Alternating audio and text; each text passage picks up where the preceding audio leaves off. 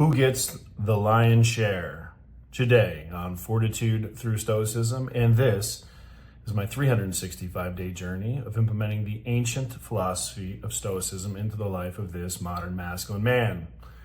Today, we touch on Alexander the Great. It's going to be a good day. The quote by Seneca: "Aren't you ashamed to reserve for yourself only the remnants of your life, and to dedicate wisdom only that time can't be directed to business?"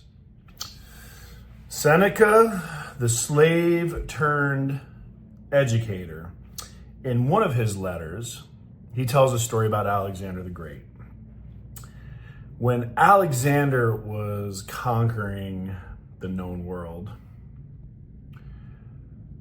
a lot of these different territories, countries, tribal areas would offer him pieces of their land in hopes that he would leave them alone. Alexander would tell them, as Seneca writes, that he didn't come all the way to Asia to accept whatever they would give him, but instead they were going to have to accept whatever he chose to leave them. So clearly we know Alexander, hyper ambitious, died in his mid-30s. Very aggressive. And according to Seneca, we should treat philosophy the same way in our lives. Philosophy shouldn't have to accept whatever time or energy is left over. And it's interesting that we're recording this. You probably see the clock behind me. It's 6:33 local time. I'm in Seattle, Washington. So it's interesting that he says here that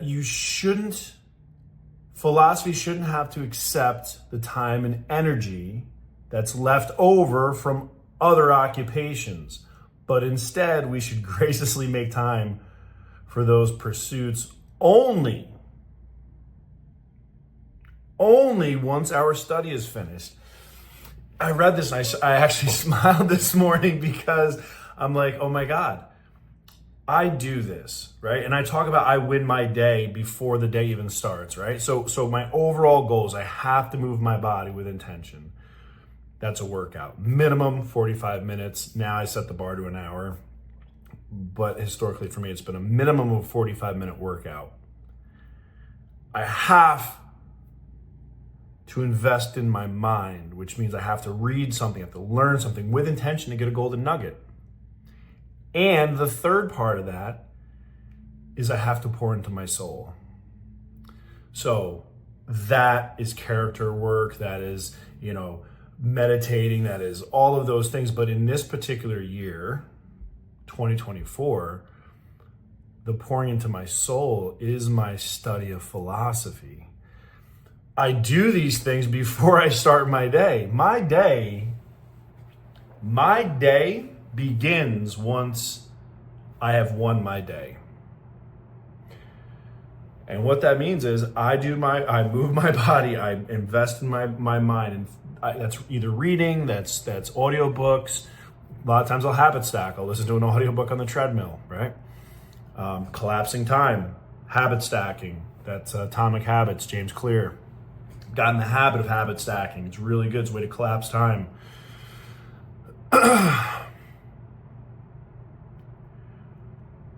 But I've been in the habit of consistently, that's the key, consistently investing in myself first. So I continue. If real self-improvement is what we're after, why do we leave reading until those few minutes before we shut off the lights and go to bed? True story, when I originally started 75 Hard, I would leave my reading at night. I'd have my cup of tea, I'd sit in my chair and I would read. What would happen was I was so exhausted from, 2 workouts a day and all, being on a diet and doing all those things that I would routinely spill my cup of tea in my lap, falling asleep reading the book. And I realized that I'd have to stand up and read the book so I didn't fall asleep. And I realized to myself that I was forcing a habit and I wasn't going to get the retention. And so why was I leaving something so important till the very end of the day? And so at that time, I changed it. During my lunch break, it became my reading time. I would eat during my lunch break and I would read. That would be my reading time. That's how I changed it back then. So I did my, habit stack. I was getting my healthy, nutritious meal in at lunch that I meal prepped, and I was reading. So again, that's what I had to make the shift. But if real improvement is what we're after, then why do we block off, 8 to 10 hours in the middle of the day for our occupation and then try and get everything in around that? But yet somehow, as Ryan Holiday contends here, the average person is still able to squeeze in 28 hours of TV per week on average. Wow, it's a lot. But ask them if they had time to study philosophy, and they're going to tell you you're too busy. So here's what I do, litmus test. It takes 15 minutes a day. What is that? The rule of power of 100, right? 100 hours takes you to learn a new skill. Divide that by whatever it is. It's some, I forget the formula, but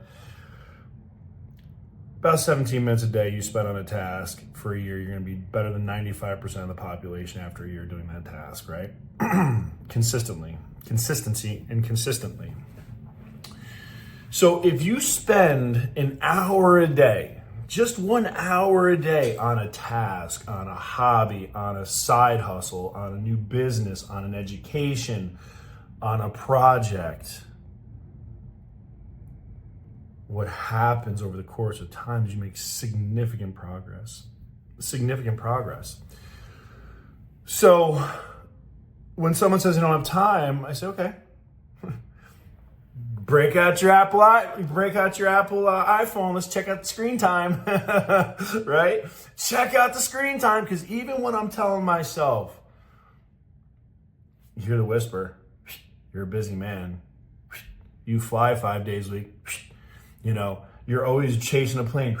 You work, you do this.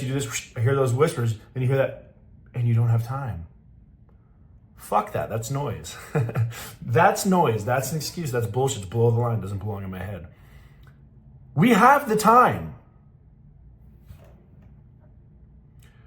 We choose to allocate that time in different ways.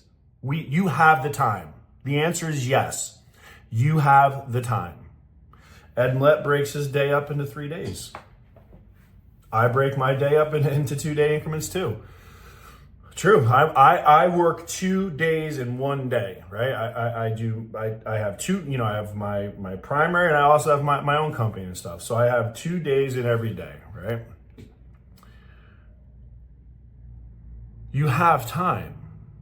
Now that I'm not on social media at all, no logins, I don't even know my passwords. Thank you, ladies. Pal, Corky, Ping, the new girl, Leela. Gatekeepers, keep me away from that stuff. Because if you look at your screen time, and so here's what I realized. I looked and I'm like, oh my God, look at all this time spent on social media. No, it's my YouTube. I use YouTube to do research on things. I don't watch the stupid videos, the haha videos. Like, I'm researching all of Appalachia right now. I'm buying property in Appalachia. So I'm doing deep dive research, history, everything I can learn about it. Because I can do a lot while I'm on the road and doing my research before I put boots on the ground. I'm spending all of that time because my 2025 goal is to get my ranch.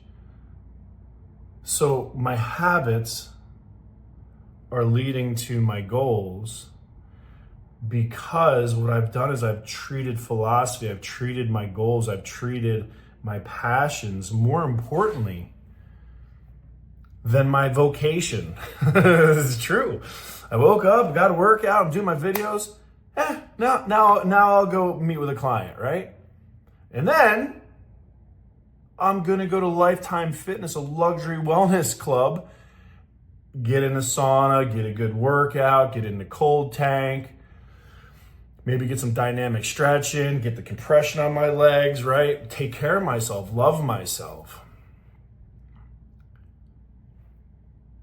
Because I'm important.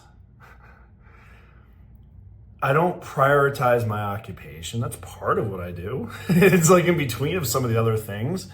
But I come first and I come last. Yeah. Selfish? Mm-hmm. Yes, it is. Very. Incredibly selfish. Because that allows me to be incredibly selfless to others, to my inner circle, to the people I elevate, to my clients. It means that I can provide more value.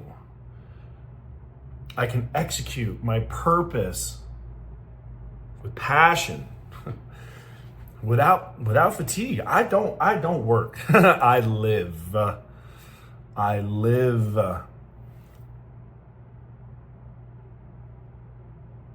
And like this is saying, who gets the lion's share of my energy? I do. Guilty. And incredibly, incredibly grateful. And on that, shower time.